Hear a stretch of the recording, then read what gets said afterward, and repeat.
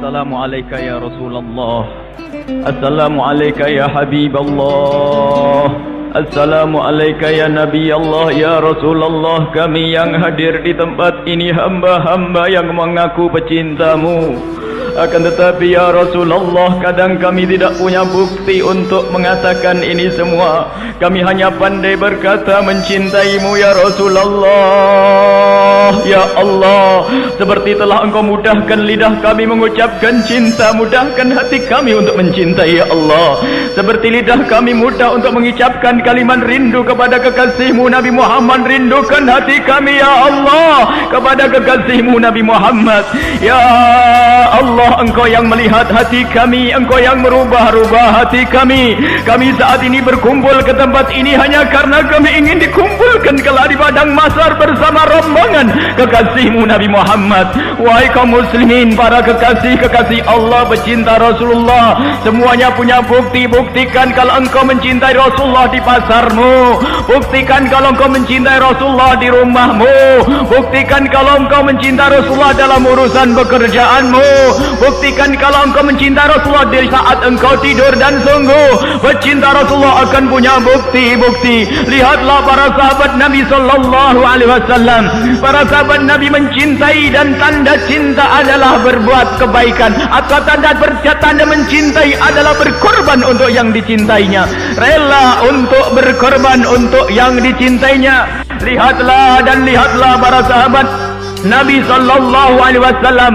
Ada di antara mereka para sahabat Nabi yang waktu itu Nabi Muhammad berada di perang Uhud. Dia berada di perang Uhud. Sayyidina Abu Bakar berperang bersama Rasulullah, Sayyidina Umar berperang bersama Rasulullah. Mereka berjauhan, akan tapi mendengar suara bahwasanya Nabi Muhammad meninggal. Mereka bergegas mendekat kepada Nabi sallallahu alaihi wasallam, mendekat kepada Nabi sallallahu alaihi wasallam. Ternyata di hadapan Nabi ada satu sahabat Nabi yang bernama salah satu sahabat Nabi sallallahu alaihi wasallam yang bernama Abu Talha bin Ubaidillah.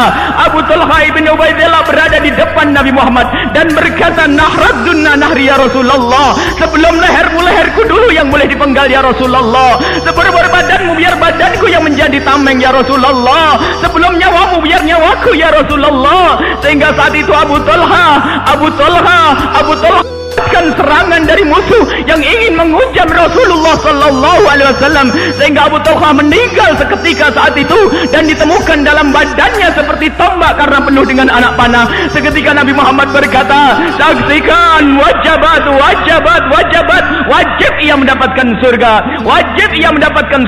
Di saat seperti itu Sayyidina Abu Bakar As-Siddiq dan Sayyidina Umar bin Khattab kemudian datang, dan di saat itu ternyata ditarik oleh satu sahabat Nabi yang bernama Abu Ubaidah menarik Sayyidina Abu Bakar, engkau dulu pernah hijrah ke Nabi Muhammad bersama Nabi Muhammad, engkau mendapatkan kemuliaan, aku ingin mulia bersama Nabi Muhammad, sekarang giliranku, kau mundur wahai Abu Bakar. Akhirnya Abu Ubaidah mendekat kepada Rasulullah sallallahu alaihi wasallam, yang saat itu Rasulullah wajah beliau bersimbah darah, penuh dengan darah. Abu Ubaidah memeluk Rasulullah, kemudian ditemukan di kening Nabi Muhammad ada besi potongan tombak yang nyangkut di kening Rasulullah sallallahu alaihi wasallam. Akan dicabut dengan besi, takut Nabi Muhammad merasakan sakit. Akan dicabut dengan kayu, takut merasakan Nabi Muhammad sakit. Akhirnya dipeluk Nabi Muhammad, dan Abu Ubaidah mendekatkan bibirnya ke tempat luka tersebut dan menarik besi yang ada di kening Rasulullah, sehingga karena begitu kerasnya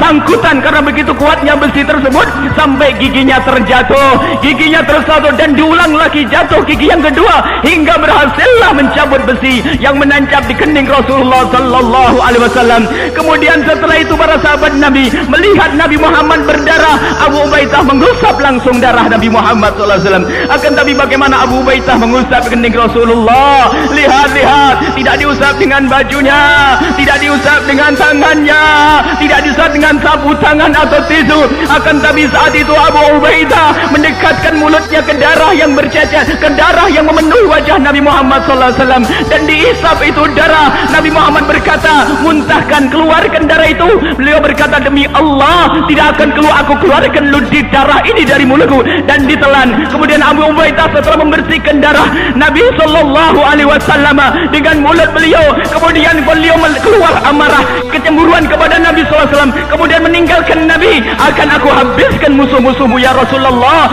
Kemudian berjalanlah Abu Ubaidah menjauh, dan Nabi Muhammad berkata, siapa yang ingin melihat ahli surga berjalan di atas bumi, ahli syahid yang masih hidup, itulah Abu Ubaidah. Itulah perjuangan untuk Nabi sallallahu alaihi wasallam.